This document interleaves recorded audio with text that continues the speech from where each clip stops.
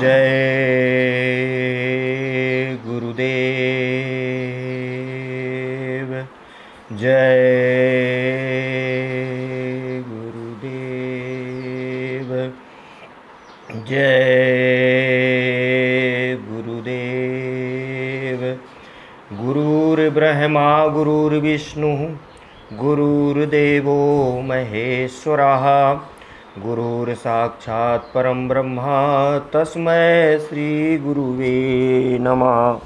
जय गुरुदेव। प्यारे भाइयों एवं बहनों, आज मैं आप लोगों के समक्ष में परम संत बाबा उमाकांत जी महाराज जी के असीम दया और अनुकंपा से शाकाहार सर्वोत्तम आहार के बारे में आज मैं कुछ बातचीत करने वाला हूं इस वीडियो के माध्यम से। अगर आप इन चीज़ों का शाकाहार मांसाहार से संबंधित जो चीज़ बताई जा रही है उसके बारे में अगर आप लोग गौर करेंगे तो आपको जीवन में ज़रूर बहुत ढेर सारा लाभ मिलने वाला है। चलिए समय को न गवाते हुए अपने टॉपिक पर हम लोग चलते हैं। दोस्तों, शाकाहार सर्वोत्तम आहार यानी कि शाकाहार से बढ़कर कोई भी आहार नहीं है। इस चीज़ को आप भी मानते हैं और आपका मन भी मानता है, लेकिन दिमागी तौर पर हम लोग परिपक्व न होने के कारण या अज्ञानता के कारण शाकाहार को सर्वोत्तम आहार हम नहीं मानते, बल्कि मांसाहार को सर्वोत्तम आहार मानते हैं, जो कि यह हमारी बहुत ही भारी भूल है। प्यारे भाइयों एवं बहनों, इसी मांसाहार के चक्कर में ना जाने कितने जीवों की जान जा रही है, ना जाने कितने जीवों का मांस हमारे इस मानव मंदिर में, जिसको अध्यात्मवाद में इस शरीर को मानव मंदिर माना जाता है। ईश्वर ने इसको दिया है नेक पाक रखने के लिए, शुद्धता बनाए रखने के लिए, और शाकाहार का इस्तेमाल करते हुए अपने जीवात्मा का कल्याण करने के लिए और इस शरीर को शुद्ध रखते हुए पूजा पाठ इबादत के लिए ईश्वर ने इस मानव शरीर को दिया है। लेकिन हम सब इन चीज़ों को भूल करके मांसाहार सर्वोत्तम आहार को ज़्यादा प्राथमिकता दे रहे हैं, जो कि हमारी बहुत बड़ी भूल है और बहुत बड़ा पाप हम लोग कर रहे हैं। प्यारे भाई एवं बहनों, इस शरीर में न जाने कितने जीवों को हमने काट के हलाल करके उनकी हत्या करके उन जीवों की जीवात्माओं को हमने नरक में पहुंचाया है, और उनके जो शरीर को है हमने खाया है। यानी डबल नुकसान। कैसे कि सबसे पहले जिन जीवों को जिस तरह से हम स्वतंत्र जीने के लिए चाहते हैं कि हम स्वतंत्र रहें, परतंत्र न रहें, स्वतंत्र जिएं, इस धरती पर घूमें, हम एंजॉय करें, उसी प्रकार से स्वतंत्र रूप से जीने का सभी जीव जंतुओं का अधिकार है, ना कि सिर्फ मानव भर का। तो हम समय से पहले उन जीवों की हमने हत्या किया, उनको हम नरकों में पहुंचाया। तो एक सोचने वाली बात है कि क्या हमारा जब अंत समय आएगा तो हमारी जीवात्मा क्या वैकुंठ धाम, स्वर्ग लोक, जो भी आप अच्छे लोगों को मानते हैं वहाँ की हमारी जीवात्मा जा पाएगी? कदापि नहीं जा पाएगी, क्योंकि हमने ऐसा अघिन्य पाप किया है कि हमने न जाने जो जीव बेचारे हमारा कुछ भी नहीं बिगाड़े हैं और स्वतंत्र रूप से इस धरती में सभी जीवों को जीने का अधिकार है, नाजायज उनका हमने काटा है, हलाल किया है, उनके शरीर को नष्ट किया है, उनके शरीर को हमने खाया है, जिससे उनकी जीवात्माएं नरक को गई हैं। अगर उनकी जीवात्माओं को हमने नरक में भेजने की कोशिश किया है तो क्या हमारी जीवात्मा नरक में नहीं जाएगी? हम तो और दोखज नरक में जाने के अधिकारी बन चुके हैं। अगर हम किसी बोलते हैं कि जैसा बोओगे वैसा काटोगे और ब्याज सहित आप पाओगे, तो अगर हम एक भी जीव की हत्या करके उसको अगर नरक में पहुंचाने का कोशिश किया है, हमारी वजह से वो पूरी ज़िंदगी नहीं जी पाया, अधूरी ज़िंदगी में वो जीव नरक में चला गया, यहाँ की आपकी पेट के भरण के हवस के शिकार वो बना और उसकी जीवात्मा जो है नरकों में पहुंची, नरकों की यातनाएं सहने लगी, तो क्या हमारे इस जीवात्मा का भला होगा? नहीं हो सकता है। हम तो और उससे भी ज़्यादा कड़ी सज़ा पाएंगे और ऐसे नरक में जाएंगे जहाँ उद्धार नहीं हो सकता है, वहाँ से निकलना नामुमकिन है। यानी कई युग बीत जाएंगे। एक दिन तो आदमी अगर जेल के अंदर आदमी को कमरे में बंद करके या प्रताड़ित करके 1 घंटे के लिए भी रख दिया जाए तो ना जाने क्या क्या हमारे अंदर हाय हाय मचने लगती है, शरीर पूरा हिल जाता है, रूह कांप जाती है। लेकिन जब कई युग बीत जाएंगे, कई युग आएंगे जाएंगे, लेकिन आप भी उस नरक में जब काटे जाएंगे, तपाए जाएंगे, मारे जाएंगे और उस नरक की यातनाएं को सहेंगे, तब आपके ऊपर क्या बीतेगी, क्या आपने सोचा है? कदापि नहीं सोचा है। इसलिए प्यारे भाइयों एवं बहनों, आप दूसरे जीवों की हत्या करके और उनके मांस को खा करके उनकी तो जीवात्मा का जो है काम तमाम तो कर ही दिया, साथ ही साथ आपने खुद अपने जीवात्मा के लिए एक बहुत गहरा नरक रूपी गड्ढा खोद दिया है, जबकि मरने के बाद आपकी भी जीवात्मा वहाँ जाएगी। और एक चीज़ और बताना चाहता हूँ कि जैसा आप दूसरों के लिए करोगे उससे बढ़ चढ़ के आपको मिलने वाला है। तो क्या आप दूसरे को काट रहे हो तो क्या आपको कोई नहीं काटेगा? आपको तो तुरंत परिणाम मिलने वाला है, इसी जन्म में मिलने वाला है। आपको नहीं मिलेगा तो आपको आपके बच्चों को मिलेगा। अच्छा करोगे तो अच्छा और बुरा करोगे तो बुरा। कहते हैं कि माँ बाप के करनी से ही बाल बच्चों पर भी उसका बहुत विशेष असर पड़ता है, यानी 7 पुश्त तक पड़ता है। तो क्या हम अगर दूसरे जीवों की बलि कर रहे हैं, काट रहे हैं, हलाल रहे हैं, उनको दर्द दे रहे हैं, तो क्या हमारे ऊपर उसका पाप नहीं भीजेगा? हमको भी भीजेगा। उसका पाप का असर हमारे कारण हमारे बच्चों को भी भोगना पड़ेगा और हमारे आल औलाद पुश्तों को भी भोगना पड़ेगा। तो क्यों हम ऐसा कर्म कर रहे हैं जिससे हमारे साथ साथ हमारे आने वाली जो पीढ़ी है पीछे वाली, उसको भी जो है नुकसान पहुँचे, उसके भी कर्मों पर असर पड़े। इसलिए प्यारे भाई एवं बहनों, किसी भी जीव की हत्या मत करिए। जिस तरह से आपको इस धरती पर पूर्ण रूपेण से जीने का, स्वतंत्र रहने का अधिकार है, उसी प्रकार से सभी जीवों को जीने का पूर्ण रूप से अधिकार है। इस चीज़ को कभी आप ना भूलें। अपने जीवा के टेस्ट में के लिए, अपने स्वाद के लिए आप जो है अपने बाल बच्चों को भी गड्ढे में डाल रहे हैं और ब्याज सहित उनको भी भोगने पड़ेगा। आपके कर्मों का फल आपको तो भोगना ही पड़ेगा। कभी ना आपके बच्चों का उद्धार होगा और ना ही आपका उद्धार होगा अगर किसी जीवात्मा का आप किसी जीव की हत्या करेंगे। तो जिसकी आप हत्या कर रहे हैं, जिस जीव की, उसकी जीवात्मा कल्याण तो हो जाएगा, क्योंकि उसकी गलती नहीं है।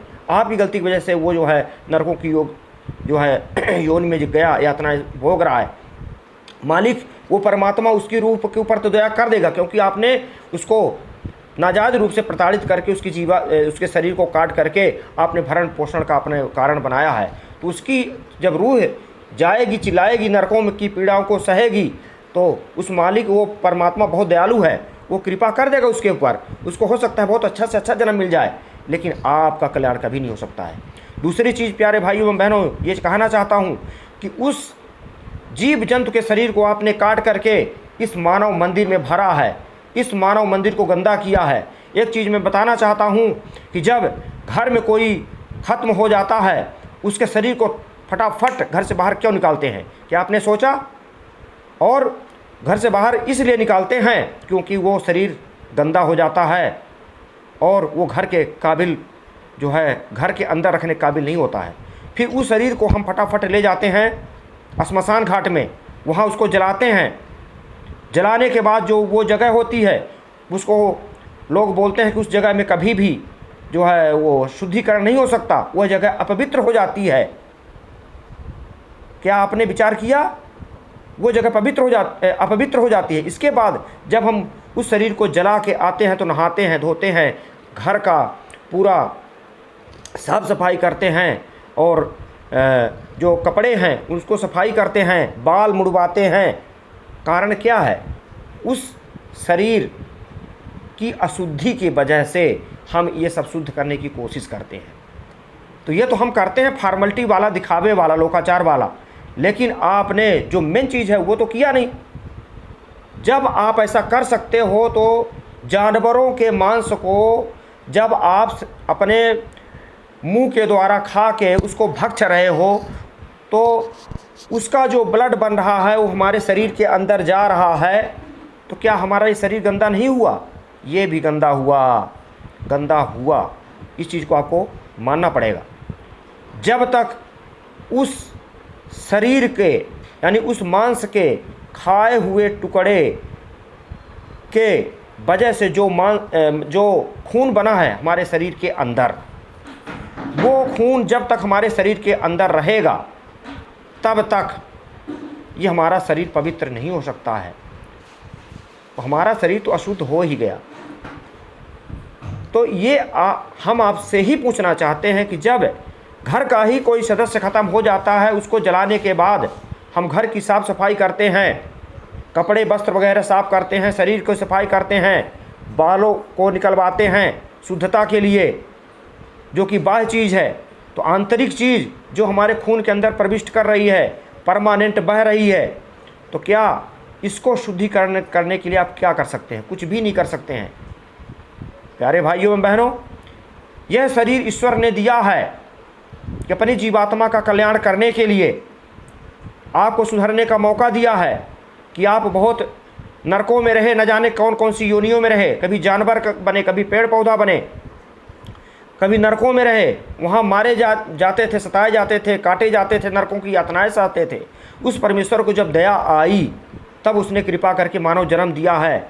हमारी जो भूल हुई है उस भूल को दोबारा हम ना दोहराएं, इस शर्त के साथ जीवात्मा कल्याण के लिए फिर से वो परमेश्वर दयालु, कृपालु, भक्त वत्सल परमेश्वर हमको फिर से मानव का जो है इंसान का जन्म दिया और हमारे जीवात्मा कल्याण के लिए सच्चे संत सतगुरु को भी दे दिया कि इनसे नामदान लेके इनके बताए हुए रास्ते पर चल के और तुम अपने जीवात्मा का कल्याण कर लो। लेकिन हम कल्याण के बजाय इसको फिर से हम नरकों का भागीदारी बनाते हैं।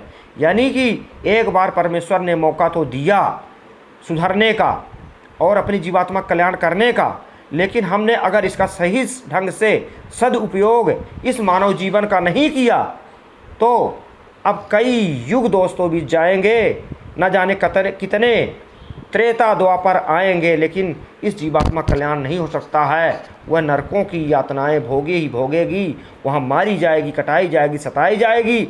जब नरकों से किसी तरह से धोखा से निकाल भी दी गई तो पेड़ पौधे हजारों जन्म तक बने पड़े रहोगे, जीव जंतु बने रहोगे और सांप बिच्छू मेढक नाली के कीड़े बने हुए घूमोगे।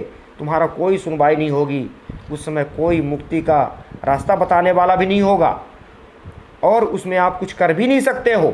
इसलिए ईश्वर ने हमें मानव जीवन दिया है, इसलिए हमको इस मानव जीवन का सदुपयोग करना चाहिए और सच्चे संत सतगुरु से नामदान लेके इस मानव शरीर को शुद्ध रखते हुए, शुद्ध पवित्र रखते हुए साधना भक्ति करने से हमारे जीवन का कल्याण हो सकता है, हमारी जीवात्मा का कल्याण हो सकता है, लोक भी बन जाएगा, परलोक भी बन जाएगा।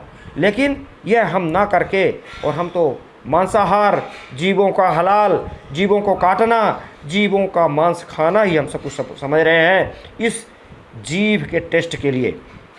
इसलिए प्यारे भाई एवं बहनों, जब हम किसी जीव को काटते हैं, हमारा दिलो दिमाग, हमारा मन जरूर ये बोलता है कि हम गलत कर रहे हैं, लेकिन इस जीवा की टेस्ट के लिए हम अपने मन पर, हम अपने दिमाग पर कंट्रोल नहीं कर पाते और बहकावे में आकर के हम कितना जो है घोर पाप कर जाते हैं। इस बारे में आपने कभी सोचा? दूसरी बात प्यारे भाइयों बहनों, एक चीज़ और कहना चाहता हूँ कि ये जो मांस हम खाते हैं तो हमारे पेट के अंदर 1 महीने तक सड़ता है वो। अंदर पचता नहीं है, वो अंदर 1 महीने तक सड़ता है। किसी जीव की जब हम हत्या करते हैं, उसके आधा घंटे बाद उस शरीर में, मृत शरीर में वायरस पैदा होने लगते हैं। जितने ही देर तक उस शरीर को रखा जाता है, उतने ही वायरस उसमें बढ़ते जाते हैं। चाहे उस शरीर को पकाया जाए, चाहे फ्राई कर दिया जाए, चाहे कच्चा ही रखा जाए, उसमें वायरस, बहुत ही खतरनाक जहरीले वायरस पैदा हो जाते हैं। फिर वो मांस को हम पका के शरीर के अंदर डालते हैं, पेट में जाता है, 1 महीने तक पेट में सड़ता है वो। और जब 1 महीने तक सड़ेगा, उसमें ना जाने कितने प्रकार के वायरस, जहरीले वायरस पेट में पैदा होंगे, और उसके बाद ही वो जो है पचता है 1 महीने बाद। ये आपको कोई शायद बताया नहीं होगा, और बताया भी होगा तो आप लोग उस चीज़ को गौर नहीं करते। अगर गौर करते तो शायद मांस को छोड़ देते। तो 1 महीने तक पकेगा, इसके बाद ही उसका खून बनता है। वो शरीर में जब तक खून दौड़ेगा, तब तक आप जो है धर्म कर्म के बारे में सोच भी नहीं सकते। धर्म कर्म के बारे में सोचेंगे भी तो उसमें आपको कोई बेनिफिट मिलने वाला नहीं है। चाहे आप लाख यज्ञ कर लो, आपको उसका बेनिफिट नहीं मिलने वाला है। जब तक इस अशुद्ध शरीर से हम कोई पूजा पाठ करेंगे, तब तक वो परमेश्वर कभी भी हमारी पूजा को स्वीकार नहीं कर सकता है। आप चाहे लाखों करोड़ों रुपए बहा दो धर्म कर्म के पीछे। इसलिए हम सबको चाहिए कि हम शरीर को शुद्ध रखें, शाकाहार को ही सर्वोत्तम आहार मान के, और शाकाहार को ही अपनाएं।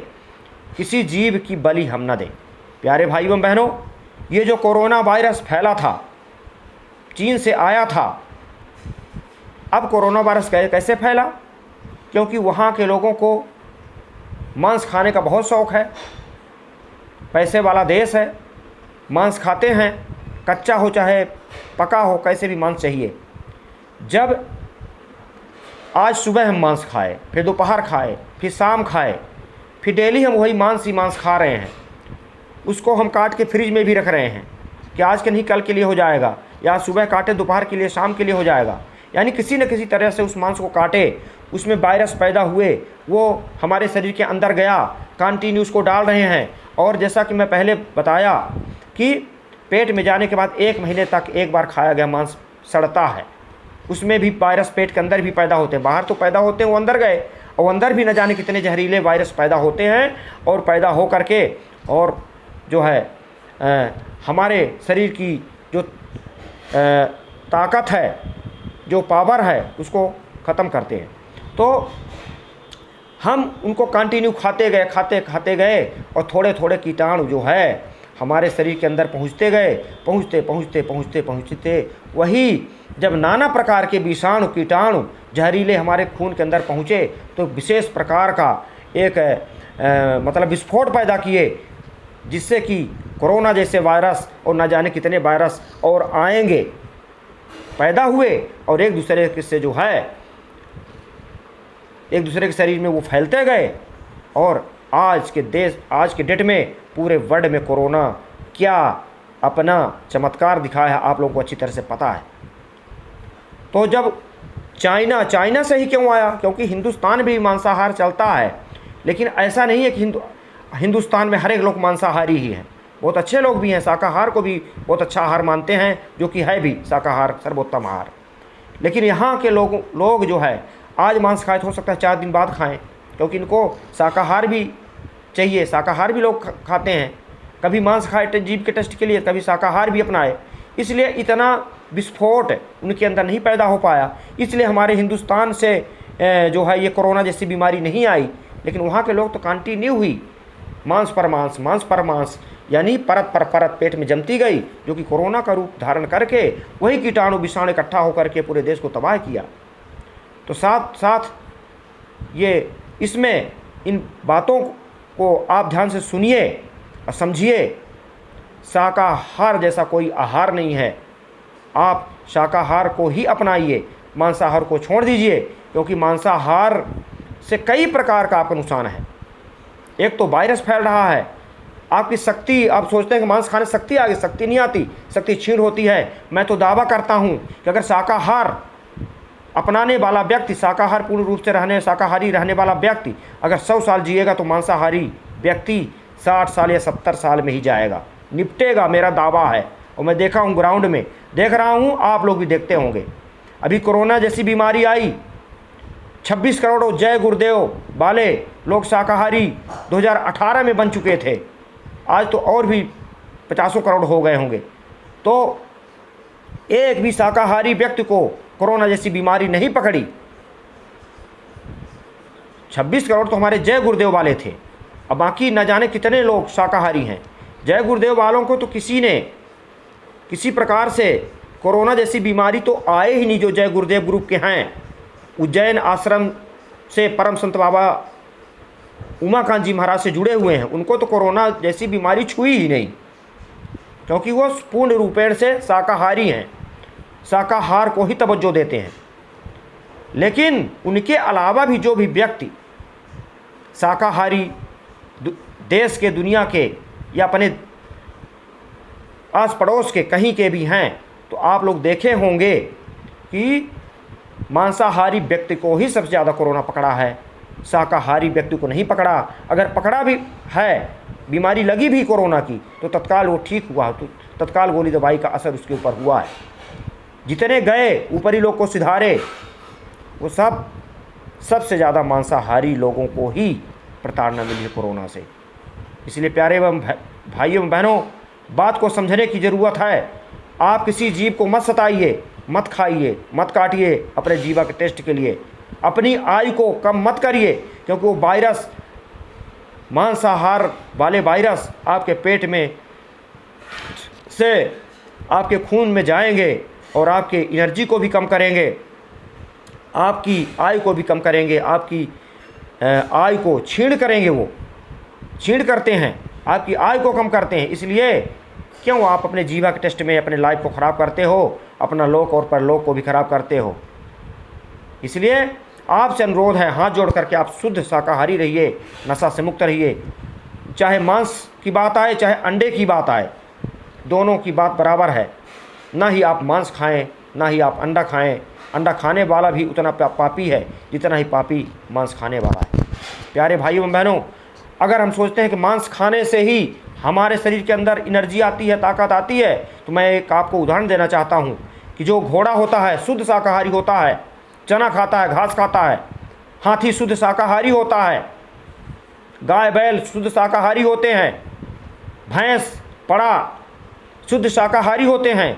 लेकिन कितने ताकती होते हैं, शाकाहारी होते हैं, इतने ताकती होते हैं, और इतने ताकती होते हैं कि मांसाहारी जानवर उतना ताकती नहीं होता है जितना ये शाकाहार अपनाने वाले जानवर, जैसे गाय भैंस पड़ा, गधा, हाथी, ये सब शाकाहार यानी सिर्फ शाकाहार खाने वाले हैं, शाकाहार राशन लेने वाले हैं, इतने ताकती हैं। फिर उन्हीं के दूध को हम खा रहे हैं, तो हम भी ऐसे ही एनर्जी इकट्ठा कर रहे हैं। तो आप इन चीज़ों का विचार क्यों नहीं करते? ऐसा नहीं है कि आप मांसाहार को अपना करके, मांस को खा करके आप पहलवान बनेंगे, नहीं, ये आपकी भूल है। आप अपने आप को धोखा दे रहे हैं, अपने पैर में कुल्हाड़ी मार रहे हैं, अपनी आय को छीन कर रहे हैं, आप अपने धर्म कर्म को नष्ट कर रहे हैं, लोग भी खराब कर रहे हैं, परलोक भी खराब कर रहे हैं, नरकों की यातनाएं भी आपको सहनी पड़ेगी, और आप बाल बच्चों, आपका जो कार्रवाई है, क्रियाकलाप है, उसका असर आपके बच्चों पर भी होगा। उनका भी जो है भविष्य आप खराब कर रहे हैं, उनका भी लोग परलोक खराब कर रहे हैं, क्योंकि आपका कर्म खराब है उनको, तो उसका असर बच्चों के ऊपर भी होगा। राम भगवान आए, कृष्ण भगवान आए, इतने देवी देवता आए, टोटल शाकाहारी रहे। ना जाने कितने बलशाली रावण, ना जाने कितने बलशाली राक्षसों को जो कि मांसाहार को ही खाते थे, मांसाहारी ही थे, मांस को खाते थे, इतने बड़े बड़े राक्षस, प्रेत, दैत्य आए, और ये शाकाहारी राम कृष्ण जी आए, शाकाहारी शुद्ध थे। और क्या मजाल की इनकी ताकत के आगे उन दैत्यों को बस चल सके, सभी को धराशाही किया। अगर मांसाहार में इतनी ताकत होती तो वो पहले के युग के राक्षस इतने मांस खाते थे, मांस ही उनका आहार था, तो इनको तो चाहते चुटकी में ऐसे कर देते।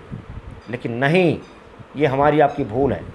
शाकाहारी ही सब कुछ कर सकता है, अध्यात्म की को प्राप्त कर सकता है, ईश्वर को प्राप्त कर सकता है। और शाकाहारी व्यक्ति के ही द्वारा की गई पूजा पाठ ही ऊपर वाला कबूल करता है, अपना जीवात्मक कल्याण कर सकता है। और जब पूजा पाठ करेगा, अध्यात्म की ओर उसका ध्यान बढ़ेगा, तो उनके बाल बच्चों का भी कल्याण होगा, उसका पुण्य उसके बाल बच्चों को भी मिलेगा। इसलिए शाकाहार को आप लोग तवज्जो दीजिए, प्राथमिकता दीजिए। आप मांस को आने दो, अंडे को आने दो, दारू को आने दो, शराब को आने दे, अपने जीवा के टेस्ट के लिए कर रहे हैं, लेकिन कभी हमने ये नहीं सोचा कि इसमें हमारा क्या बेनिफिट है और क्या नुकसान है। इसलिए प्यारे भाइयों बहनों, आपसे निवेदन करता हूँ कि आप लोग शुद्ध शाकाहारी रहिए, नशा से मुक्त रहिए, नाजायज़ किसी जीव को मत सताइए, किसी जीवों की हत्या मत करिए, शुद्ध शाकाहारी ईश्वरवादी बनिए, ताकि आप जो है ईश्वरवादी बने, ईश्वरवादी बन करके पूजा पाठ करें, पूजा इबादत करें, भक्ति करें, जिससे आपका कल्याण हो, आपके जीवात्मा कल्याण होगा, आपका कल्याण होगा, आपके साथ साथ आपके बच्चों का भी कल्याण होगा। मानसिकता जो है, सोच विचार है, ये भी शुद्ध होगी, साफ होगी, और जो है पॉजिटिव सोच विचार होगा। आप देखे होंगे कि मांस खाने वाले का ज़्यादातर दिमाग निगेटिव चलता है, धर्म कर्म की ओर नहीं जाता है। लेकिन जो व्यक्ति शुद्ध शाकाहारी है, हमेशा उसकी दिमाग पॉजिटिव चलती है, अच्छा सोच विचार होता है, उसका असर उसके बाल बच्चों पर होगा, तो बाल बच्चों के ऊपर भी वही पॉजिटिव सोच विचार, अध्यात्मवाद, पूजा पाठ करना, धर्म कर्म करना, ये सब चीज़ें जो है बच्चों के ऊपर भी आती है, और अच्छा विकास उन्नत भी करते हैं, आयु भी बढ़ती है, लोग भी बनता है, परलोक भी बनता है। अब मांसाहार अपनाए, लोग भी खराब हुआ, परलोक भी खराब हुआ, न जाने कितने युग तक आप जो है वहाँ पड़े रहे, नरकों की यातनाएं सहते रहे, फिर आपके कुकर्मों का सज़ा आपको बच्चों को भी भोगना पड़ेगा, बच्चों की और बुरी हालत हो जाएगी। तो अपने कर्मों की सज़ा आप बच्चों पर क्यों दे रहे हो? क्योंकि आप जैसा करोगे सब उसका असर बच्चों पर भी होगा, पाप पुण्य भी वहाँ तक पहुँच रहा है, आदान प्रदान हो रहा है। इसलिए प्यारे भाइयों बहनों, शुद्ध शाकाहारी रहिए, ईश्वरवादी बनिए। जय गुरुदेव।